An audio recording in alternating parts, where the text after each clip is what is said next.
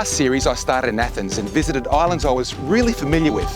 This year I'm starting in the northernmost island of Greece, Thassos. And I'm visiting places I've never been to before. I'm looking forward to it. In the first series of my Greek Odyssey, I began unravelling the story of this spectacular and historic nation by travelling from Athens, around the Peloponnese and up to the Ionian Islands. It was a journey that took in parts of the country that a lot of tourists know well, but in amongst the more frequented islands were hidden gems and places undiscovered by the holidaying masses.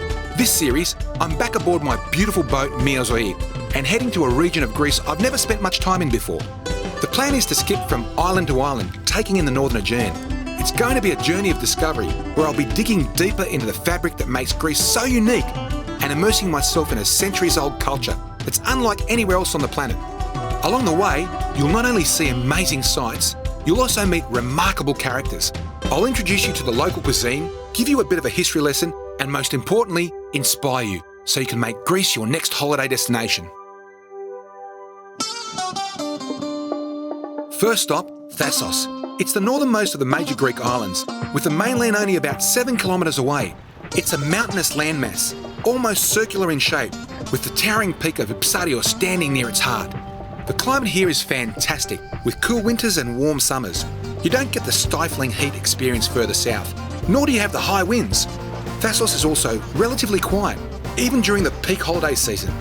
It's certainly not one of those highly developed tourist hubs where you struggle to avoid the masses.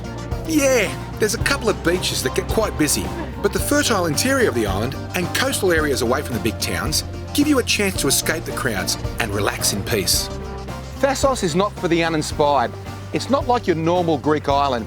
Everything's at the ready. You've got to go out and grab it. You've got to get off the beaten track to find places like this where you can sit back, do a little bit of work in the best environment. You can go to a beach that's crowded. You can go to a beach that's secluded. Thassos has everything to offer, but you've got to go out and find it. Get off the beaten track. Greece is constantly evolving. One island might be booming with activity, while another previously popular spot may be in decline. It happens all over the world, only here it's been going on for a couple of thousand years. Thassos is a great example of a once thriving island that endured some hard times. Now though, it's on the up, and one person that's experienced this change firsthand is Thassos. He grew up here and in 1995 started a beach bar, setting himself up with an enviable lifestyle. Almost nothing here, almost nothing. There was nothing on the beach? Almost nothing, almost nothing. And since then, all this has been built up? Yes, and year by year comes more and more person visit to the beach. So does it get very busy? Do you fill the chairs up here? Yes, and very busy. We start earlier, almost the end of the April. From April till when? How long's the season? 15th of October, the last day. So what do you get? Young people coming or families? What do you get here? For all ages. Everything? For all ages. Very young, old persons. It's not problem for this because young person don't need always have loud music, and for them have relax and when feel the place we care a lot for them, come every day here. Yeah. I need to touch you, Thassos, because look at you. You look young. You dress like a young man. Look at this. It's fantastic. Yes, eh? yes. You're like a 20-year-old. Thank you very much. I'm 60 years old. You're 60 years old? Yes, I'm 60 years old. That's a thing that we do in Greek, you know? Yes. To warn off the demons. But you look fantastic. Thank you very much. I'm going to sit here for a while. Do you mind if I sit here? Yes. Well, of course you don't mind if I sit here for a while. I've been sitting here all day. Because I do that, I like it. And make me feel happy. And I think this is, it's come to my face, to come to my soul. Because I do that I want, and I feel very good for the people I'm around. You know what, Thassos? I'm drinking water. I've been drinking water all day. But now that I'm in the mood, you've got me thinking about it, I might have an ouzo, eh? Ouzo. Should I have an ouzo now? Tsipuro. No, not tsipuro. Tsipuro kills me, mate. It's hard. No, too much for me. Yes. I'm Greek, but I'm not all the way. So, should we order as ouzo? A lot of ouzo, yes. Let's get one, eh? A lot of ouzo, yes. Cheers. All across Thassos, you can find secluded spots with beaches where people bask in the sun during the day, soaking up the rays between refreshing swims. Then at night, the previously quiet bars come to life as the sunbathers leave the sand and head for a sunset drink. It's an idyllic way to spend your days, albeit probably not the healthiest.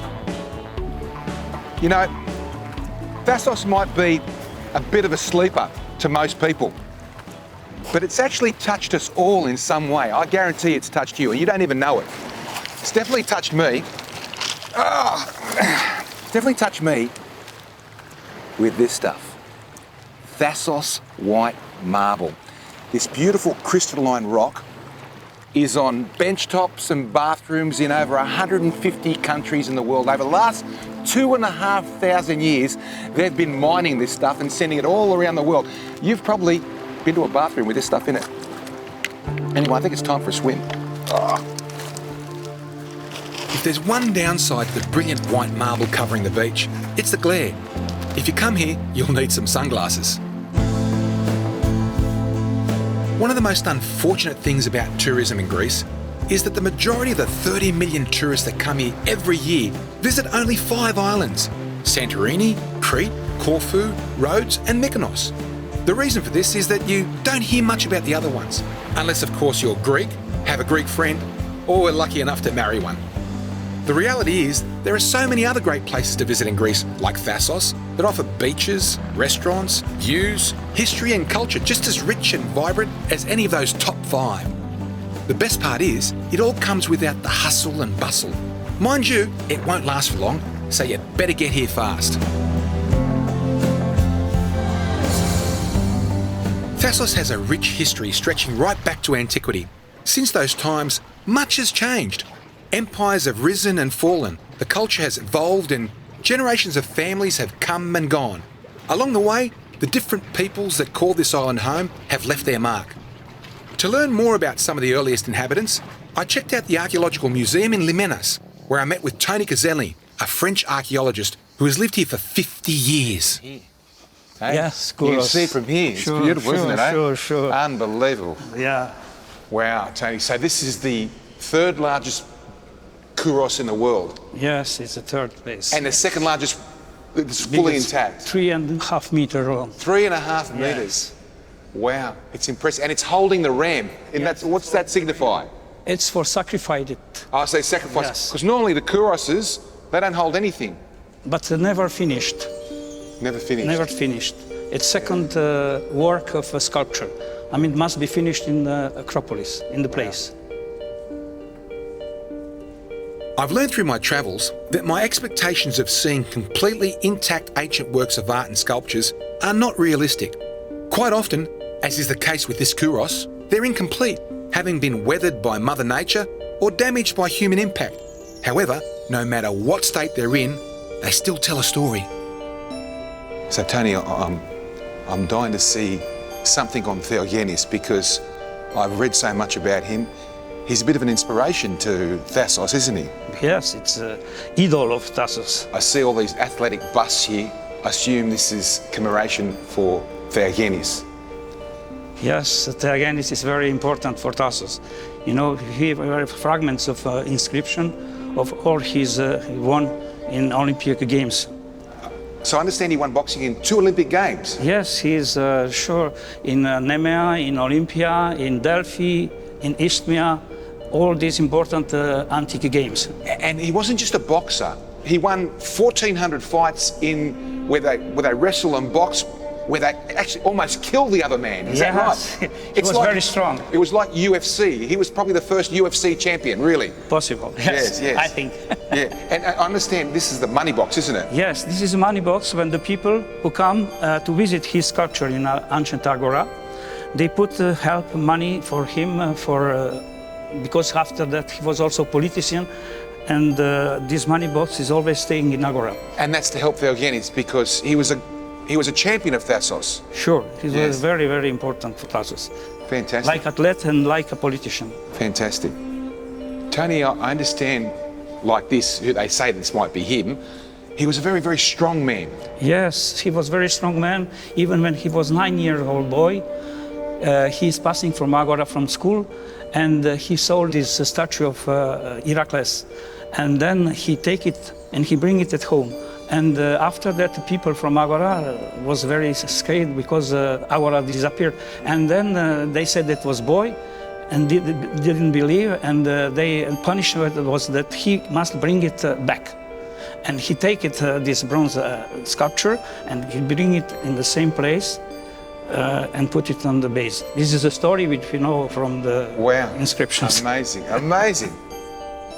While it's a shame there's no complete statue of the great Theogenes, it at least means I can visualise my own image of this legendary Thasian. The museum collection spans thousands of years, from prehistory right through to the classic and Hellenistic periods. They're fascinating remnants of the past that inspire wonder. But what's great about Thasos is that beyond the confines of the museum walls are several easily accessible archaeological sites. To show me around, I caught up with Tony Oswin. He's so knowledgeable about Thasos that he's created a series of guidebooks on the place. So, Tony, the last time I saw something like this was the Agora in Athens. Well, Limenos was known, which is now known as Thasos town, was known as the Athens of the North. It was one of the most powerful of the city-states, and they built such a beautiful agora to complement it. It was all built of white marble, which was quarried on the island, down at Aliki, which we'll see in the future, and covered the whole of the island's capital here. And what sort of buildings are we looking at here, mate? Everything that's needed within an agora, so the Buliterium, which is your council chambers, the law courts, and all the ancillary offices that were required to run the island. This is where everybody came. This is where it all happened. People talked, people met, people traded. It was the hub of the city. Now, I want to see that ring you were telling me about earlier, that ring of the... Yeah. Can we go and have a look at that? The only one in Greece. Let's go and have a look at it, mate. Come on. And here's the monument to Theogenes. Theogenes is that famous athlete, one of the most famous in Greece from what I understand. Yeah. I love the guy, 1,400 fights, fantastic. Some famous people came from here, eh?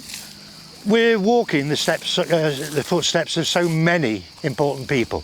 We've got Brutus and Cassius, who were the murderers, or certainly were in the front of murdering Julius Caesar. His greatest friend, Mark Antony.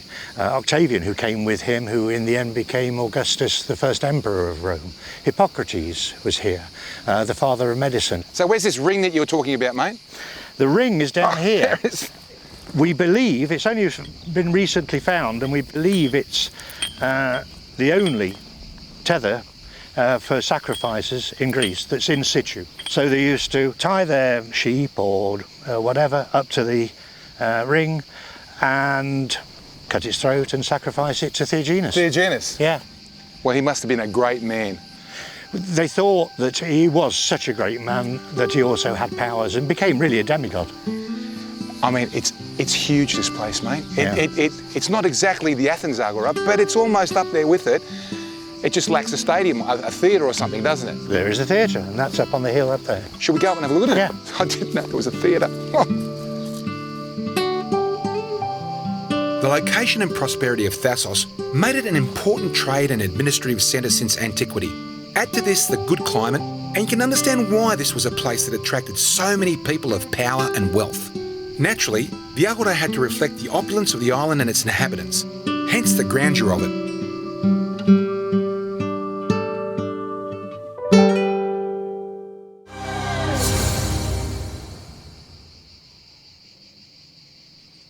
Bit of work in progress. 132 steps, middle of the day, 35 degrees. Cameraman, soundy, producer and myself, we're the only lemons that are coming up here.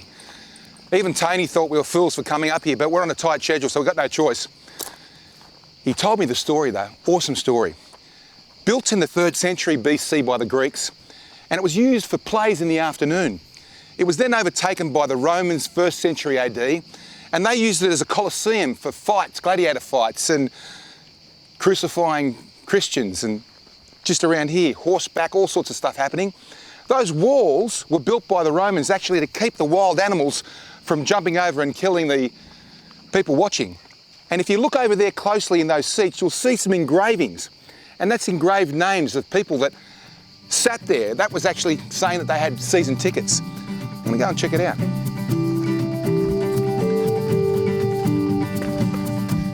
While the backdrop for the theatre is one thing, the structure itself is far more spectacular. For such a small island, it's amazing to find a theatre of this size and quality. but that's a testament to just how wealthy and powerful the people that lived here were. You don't build something like this in the nearby Agora without a lot of money and the need to put that prosperity on show. Most of the island's wealth came from the mining of precious metals and marble. It was also famous throughout Greece for its wine. However, a lot of the fortune accrued by the wealthy people that lived here came from their mining and other operations on the mainland. They brought that money here, spending it on a lifestyle similar to that enjoyed by their contemporaries in Athens.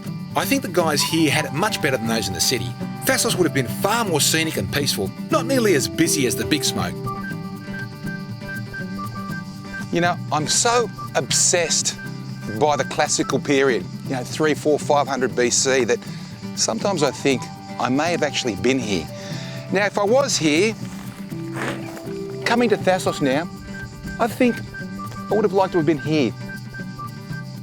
Maybe I was one of the Christians swimming in the water, enjoying myself in the Agora, come up here, caught by the Romans, crucified. But I'm back. Or maybe I was one of the politicians and spent my days debating in the Agora. Then again, I could have been a military leader, fighting against the Persians. Now that would have been cool. I do like to lead. Nah, chances are I worked in the marble quarries or one of the vineyards.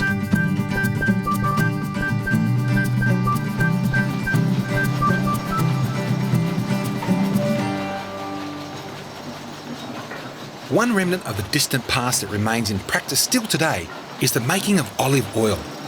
Every island in the Mediterranean does it. And while the techniques might have modernised a little, it's still a basic process that hasn't changed much in centuries. Here on Thassos, Sotiris olive mill shows you how industrial development took olive oil manufacture from hands-on, tireless labour to mass production. This particular machine was run by a water wheel. The continuous flow rotated the huge wheel, which in turn activated the grinding gears. The heavy millstones would mash the freshly harvested olives, and the resulting emulsion was then layered between hemp mats and pressed. A full day of operation would yield 200 kilos of oil. The system was used from 1915 to 1966. Electricity was then introduced to the island, and these machines took production to the next level. They make 400 kilos of oil an hour, but have been superseded with even more efficient and modern presses that turn out 4 times that amount. That's almost 60 times the volume being produced a century ago. For over 4 generations, the Sotirelis family have been in the olive oil industry, so they've seen firsthand how things have changed. Sotiris follows in the footsteps of his forefathers and does so with pride and passion. It's evident in the way he beams as he shows me these photographs of his family.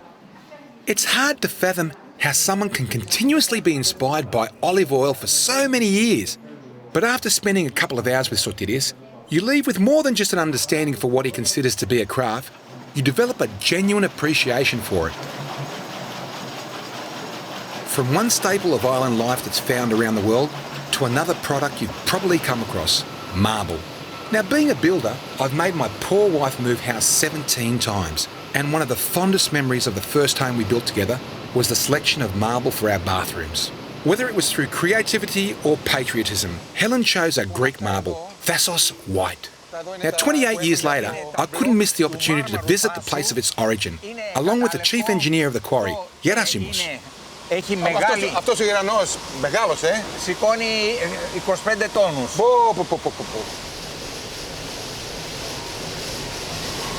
So what happens here, the blocks come from the quarry, they go here, and that diamond saw cuts the first face. They then lay it on its side, and it's flat so they can slice it up into slabs. We're going to go and have a look at that now. Πάμε να δούμε, έλα. Αυτό που κάνει τώρα γίνεται 12 ώρες να γίνει. Για να τελειώσει. Unbelievable.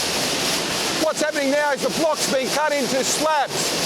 It's going to take 12 hours for those diamond saws to cut through that slab. Unbelievable.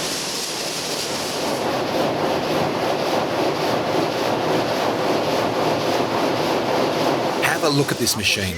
It looks like parts of the olive press we just saw. It's that old. But don't let appearances deceive you. As they say, they don't make them like they used to. This machine runs 24 hours a day, and it's doing the same work that equipment a quarter of its age does. And despite how long it's been in operation, the end product is faultless. Looking at the sheets of marble at the end of the process line, you get an appreciation for why it's in demand all over the world. It's nearly perfectly white, geometrically flawless, and quite simply beautiful. You made a great choice, Helen.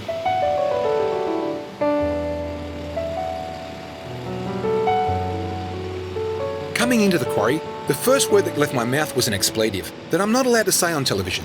So let's just say, wow is an understatement.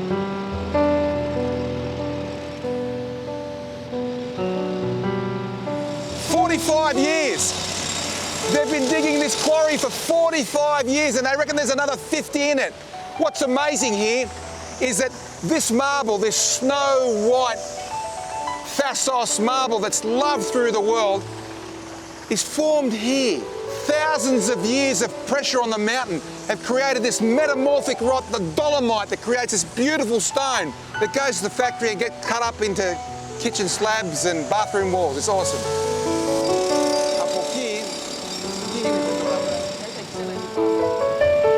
Everybody loves a view overlooking a harbour or beach, and there's always something awe-inspiring about being on the top floor of a tall building, taking in the panorama of a cityscape.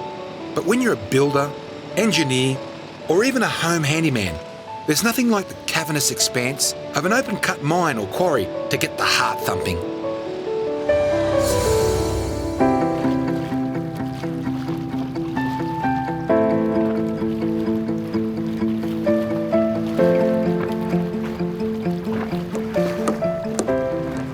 Miles west of Limeni is another Thassos hidden gem. This beautiful Paralia beach. It's aptly named Marble Beach. And 7 o'clock in the morning, it's filling up already, so I'm going to go for a swim.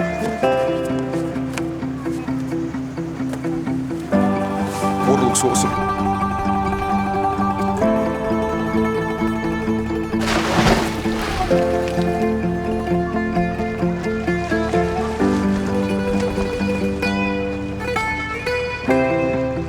I love this place, and clearly, it's by no means a secret spot. It's a famous stretch of sand, or should I say marble, in a quiet part of the island. The amazing thing is, the open-cut quarry is only 200 metres away. The work going on just over the hill isn't bothering a soul. And in actual fact, the tailings from the quarry have given this beach its own identity. Throughout the summer, it's a busy place, but because there's no surf, it's quite relaxed, with people lazing in the sun, lying on deck chairs beneath umbrellas, or floating about in the shallows. It seems as the temperature rises, the level of activity goes down. Come to think of it, I reckon I was the most active person there. Wow, 2 hours, and look at it's changed completely. The music's pumping, the place is crowded. I don't want to leave this place, man. It's too good. Kalimera, excuse me for the way I'm dressed, but I just got out of the water at Marble Beach. I had to catch Kyriakou before he cooks lunch, and it's a local provincial dish of Thassos, sarmadakia. Τι έχουμε? Έχουμε dill, parsley, spring onions, halot, and mint. And what's this? This is navalis. Vine leaves. Okay. It's from grapes and it's very nice. Okay. Και τι άλλο έχουμε? Έχουμε ελαιόλαδο. Λεμόνι που θα το χρειαστούμε αργότερα. Olive oil, which we need now, some lemon for later, pepper and salt, and some rice. Some rice. Okay, what are we going to do first? We'll make all this mix here. Okay, let's put it in. Let's go. All. Now this is easy. This is such an easy dish because you just mix all the stuff in, basically. I like it τώρα. Μάλιστα, all. Just stick it all in. It's that easy. This is actually the stuffing. Check this out. Look at that. Whoa, wow. Doppio ladi. Local olive oil, of course. But if you haven't got local olive oil, I don't think that matters. And we just mix. Now this is like dolmadakia, but the difference between dolmadakia and sarmadakia is that sarmadakia don't have minced meat in them. And you can put minced meat in them. We might do a couple of those for me later, because I'm not the vegan. Θα με βοηθήσετε να τον ανακατέψετε. Ναι, okay. Για να στραγγίξω εγώ αυτά εδώ. I've been told to do some work. Now what he's going to do now is he's going to grab these leaves that he's been soaking away in water and he's going to put them in the colander and dry them up. Let's do that now, Kyriakou. Am I running the show or are you running it? What's going on here, mate? Come on, let's go. Into the colander. This looks awesome. Look at this. It's awesome. Look, smell it. beautiful. The μυρωδικά, the aromatic herbs that we've put in there just give it the best aroma. It's awesome. Now what are we going to do now? We're going to lay the leaves out. We've got some that are dried. Το έχουμε ανακατέψει όλα. I want to be sure. Yeah, you want to be sure. You're like the captain. You don't trust me. He's like the producer. Doesn't trust me at all with the drone or anything, right? Βάζουμε το φύλλο από αυτή την πλευρά. Okay. Ποτέ από αυτό. Oh, so, γιατί, It's a little bit more hard. Okay, so you put the actual root of the leaf up, not down when you're folding them. So we're going to put this stuffing in these leaves. Now it's fairly important that you understand these leaves are vine leaves from grapes, but you can use any leaf. My mother-in-law used to use leaves from the backyard. Any sort of leaf is fine. Βάζουμε μία κουταλιά. 1 spoon, is that all? No. We might need 2 spoons in mine, right? Okay. Now, look at how quickly he wraps, man. Geez, you're a quick wrapper. Έχετε πάρει το εύκολο κομμάτι. Πρέπει να τυλίξετε από εδώ, γέλατε από εδώ να τυλίξετε. Show me, get in. Να, έτσι. Δεξιά, αριστερά και ύστερα όλο πάνω. Okay, all right. Δεξιά, Let me right. Δεξιά, αριστερά και σφιχτά. Μπράβο, πολύ ωραία. See, anyone can do it. Even a builder like me can do it. Look at that. I hope Mum watching up there. Look at that. My first one. They look good. And we're going to put them in here, right? Ναι, So can you αλλά put σφιχτά. sphicta, so tied up against each other. Γύρω. Like this. Μάλιστα. So you do the circumference first. I've never rolled one of these in my life, but I picked it up pretty quickly. So clearly anyone can do it. It's a very simple recipe and complements many other Greek dishes, like egg and lemon soup, or even as an hors d'oeuvre. Now I sound like some sort of food expert. Όποιος δουλεύει εδώ ματώνει, κύριε Παναγιώτη. Τελευταία χώρα, είδατε μου κόπηκα εγώ. Λοιπόν, ελάτε πιο εδώ, ελάτε πιο εδώ. I've got blood on my head because I hit the corner of this thing, and I'm blaming the cameraman for that. He's pushing me hard. I'm working so hard. The recipe and process is simple enough, but to make a meal's worth of these tasty morsels, it takes a while. Now this is a Greek household, so we're not making just a few, we're churning out 50 of them. In the meantime, the soundo grabbed me a band-aid for my head wound. This presenting business sure isn't easy. That's a little bit of olive oil. Look at that. Oh, that smells so good. Το λεμόνι είναι τόπιο εδώ. Είναι πολύ ωραίο. And then we put some leaves on top. Now this is the trick at doing sarmadakia or dolmadakia. You put a plate on top as a weight. Have a look at that. Και θα το σκεπάσουμε, θα βάλουμε νερό. And we put some water as well. Το γεμίζουμε με νερό. Μέχρι να σκεπαστούν. So we keep putting water in until the water covers the plate basically.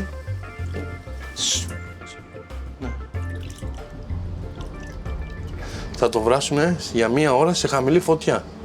Αυτό είναι το μυστικό, να μην το έχουμε σε πολύ δυνατή φωτιά και μας σπάσουν. Okay, so the trick is to put it on a low heat for about an hour so that the sarmadakia can take the water in and drink it all.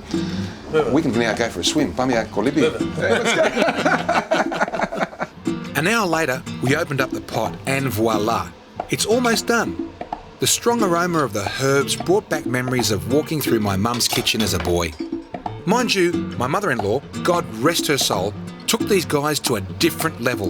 A taste sensation. Now the big taste test. We have the sarmadakia, we have a local Thasian wine, and more importantly, the local Thasian olive, the thruba, which you can actually eat straight off the tree. They're awesome. Anyway, hands, no knife and fork. Let's see. Oh, Kyriako. He's done it again. These sarmadakia, they're fantastic. Oh, they're beautiful. Cheers. Styliasas. The French might be known for their hors d'oeuvres, but we Greeks are pretty good at them too. Maybe they should add sarmadakia to their menus.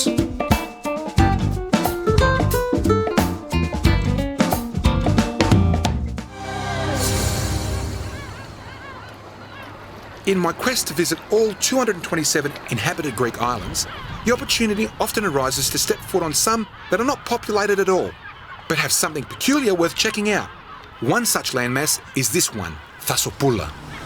Man, as you come around this point, Look at all those birds. That is unbelievable. In the water out there, look at them all. Let's go to that little building over there. Let's see what that little building is, eh?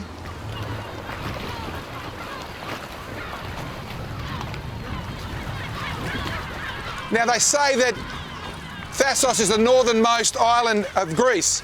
It's actually the northernmost main island of Greece. This is the northernmost island of Greece, and it's uninhabited except for this man-made thing, which we think Yanni reckons it's a fisherman's hut. So, Yanni, leave me so I can be here for a while on my own and just take it in. There is a population here though, all these birds. And now that the sound of the motors have gone, all I can hear is seagulls. There's thousands of them everywhere. Look around, they're in the water, they're everywhere. Anyway, I'm going to check out this fisherman's hut. This tiny island sits directly between Thassos and Kermoti on the mainland. It's part of a Natura 2000 protected area, one of thousands across Europe that have been established to protect some of the continent's most valuable species and habitats. The abundance of bird life is due to the food-rich waters and plant life of the island. So I've worked out why they're all here. All the fig trees and olive trees, they're eating them all. Anyway, we're going. See ya, Thassopoula. Move, there, move, move, move, move. Thassos has a beautiful coastline, but when you travel inland to some of the secluded mountain villages, you get to its rural heart with a more authentic cultural experience. Some of these settlements have been here for many hundreds of years, relatively untouched by outside influence. What a beautiful village. It's a very beautiful village, very traditional. Castro village is one of the oldest villages in Thassos. It was firstly mentioned in the 12th century. That was very well known and famous and crowded. This village is abandoned nowadays. All of the houses are used only in the winter time. And all of the owners of the houses are local people that live in Limenaria. So no tourists, nobody lives here in the summer. That's what I want. I want to meet some local people. I want to have a coffee with someone local. Of course we can. Let me introduce you to Kostas, where you can have a very refreshing frappe and a nice yogurt with honey and walnuts. Oh, that'd be great. Can we go? We will go in the local tavern now. Let's go. Okay. Costa owns the only tavern in the village. Now you can imagine that it doesn't exactly do a roaring trade, but that's the way he likes it. After all, it's his retirement. He moved back to Greece from Germany to enjoy the peaceful life he had growing up. His days are spent serving the occasional visitor and winter locals, and his specialties are the yogurt and honey he makes himself. The only problem is, I'm not exactly a yogurt fan. She wants to smell No it. smell. Are you sure? Maybe a little bit of smell. Little bit. Little bit. Little bit. Oh, of course. Okay. Thank you very much. You're welcome. Thank you, thank you. And bon appetit. Thank you very much. Thank you.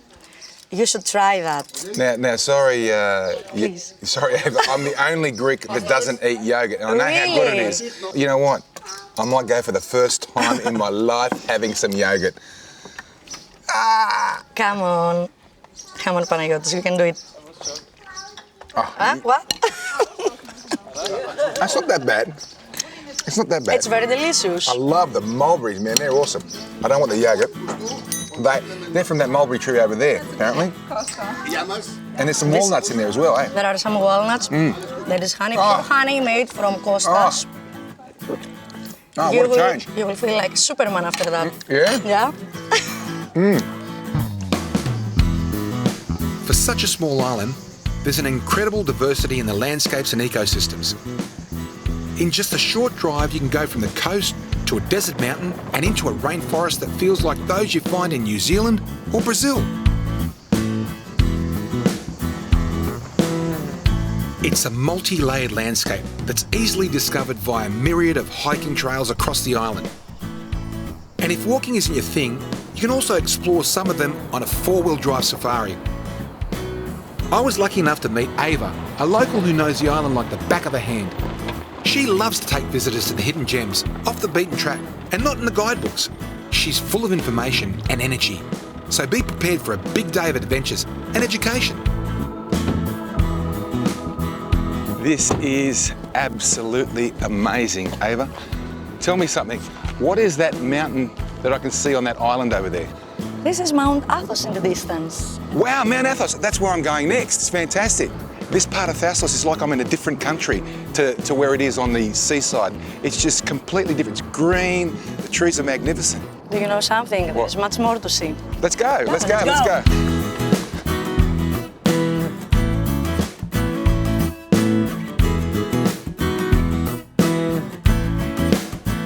Ava, this is unbelievable. I don't think I've ever seen anything like this. This is my favorite spot. Your favourite spot. And not many people know about it. No. Where exactly are we? We are at the backside of Υψαρίων, the highest peak. So behind these beautiful rock formations, you can find the highest peak, Υψαρίων. So now we have only a small part of the view that we will have from the top. It's so beautiful. I look at this and I just want to sit here in peace for a moment and just take it all in and maybe meditate for a minute. I think it's the best place to do that. Okay.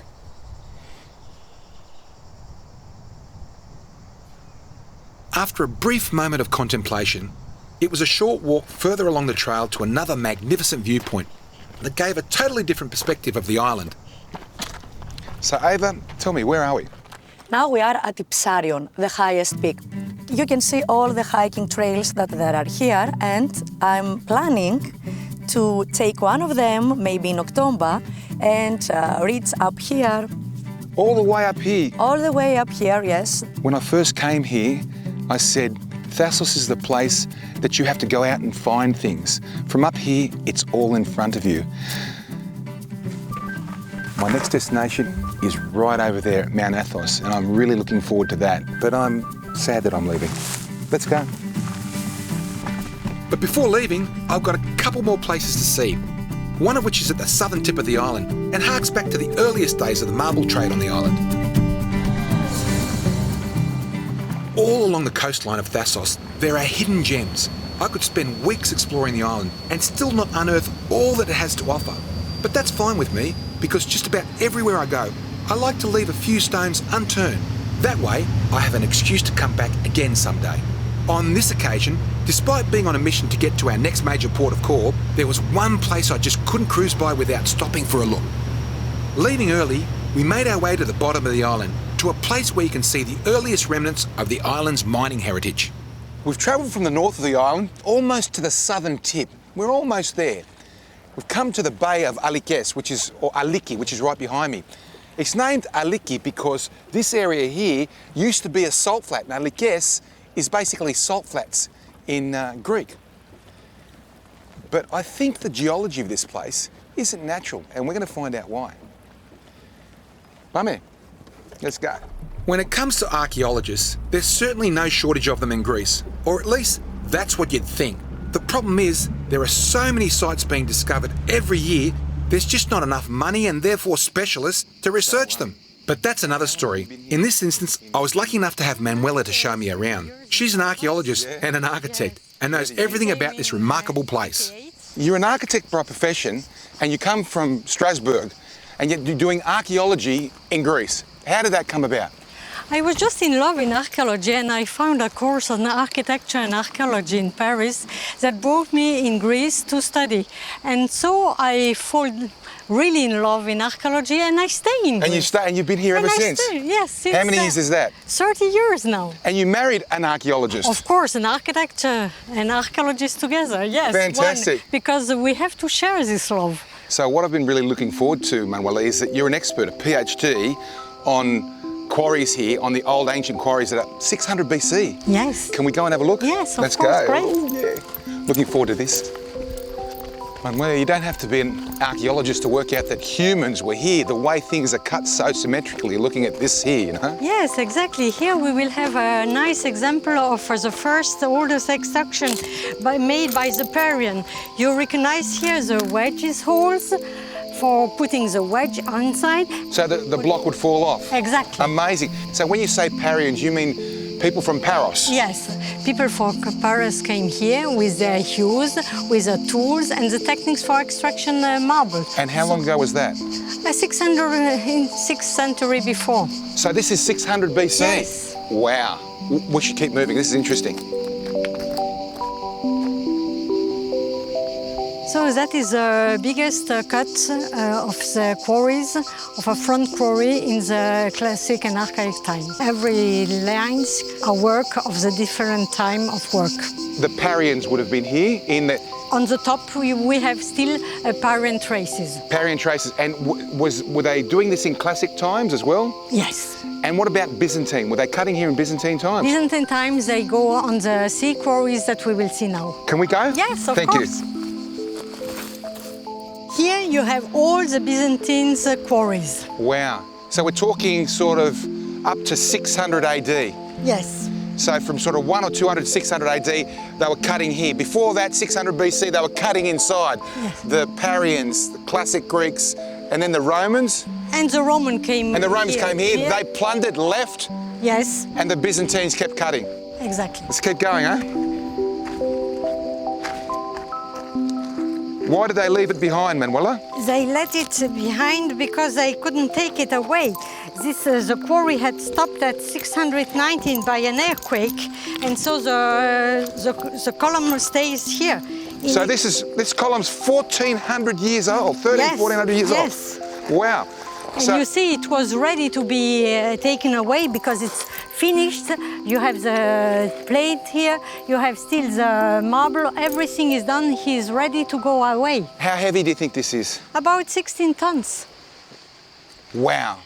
Unbelievable, 16 tons. Yes. The machines they would have had to lift this thing 1,400 years ago. A huge machine with a double hosting mast. How do you've worked this out? Yes, I worked it and I wanted to know how it could be, how big it was, how it can lift 16 tons. All right, we'll be there. Do the big walk up, eh? Of course. Oh. For more than 2,500 years, this island has been exploited for its marble. You'd think it would have shrunk a little, thanks to so much of it being shipped around the world. Well, in some parts of Thassos, it has made a significant impact on the natural landscape. You can see it on this peninsula, where the Byzantines have excavated the marble, leaving a flat expanse that you could almost think was a natural low-lying coastal feature. One thing that has impressed me here is that you don't need to be an archaeologist, an architect or a builder to enjoy this. The walk is magnificent, and at the end there's this beautiful swim, so why don't we go for a swim? I think so. After you, Manuela. Let's go up this way, that's a bit more dangerous, mate. Look, I'm here this way. In the next episode, I'll be making my final stop on Thassos before going to one of the most significant religious sites in Greece, Mount Athos. It's the monastic centre for the Eastern Orthodox and home to 20 monasteries. There's no wonder it's often called the Holy Mountain. It's a part of Greece that's shrouded in mystery, and my plan is to unravel just a little bit of it. I'll be spending a day in the life of a monk and experiencing firsthand the lifestyle of these most devout people. But don't go thinking the episode is all about religion, because I'm also heading to Samothrace, an island that's off the beaten path and known only to the more active and adventurous travellers.